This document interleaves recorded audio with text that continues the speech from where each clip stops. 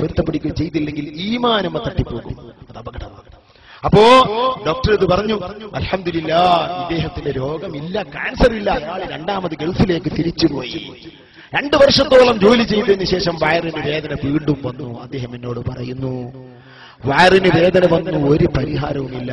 ഒരാള് പറഞ്ഞു, നിങ്ങള് ഒരു 19 ദിവസം ബിസ്മി കൊണ്ടുള്ള ഒരു ദിക്ർ പറഞ്ഞു കൊടുത്തു. അതെങ്ങനെ എനിക്കറിഞ്ഞൂടാ.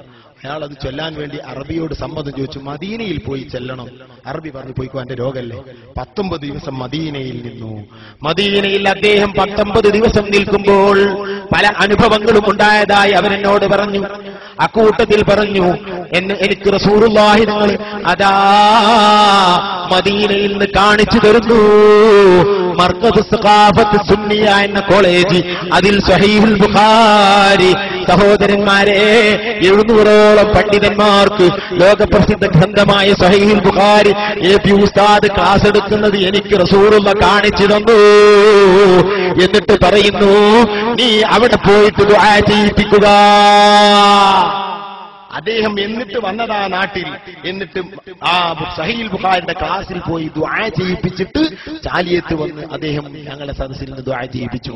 എന്നിട്ട് എന്നോട് സീക്രട്ടായി കുറച്ച് കാര്യങ്ങൾ പറയാനുണ്ടെന്ന് പറഞ്ഞു.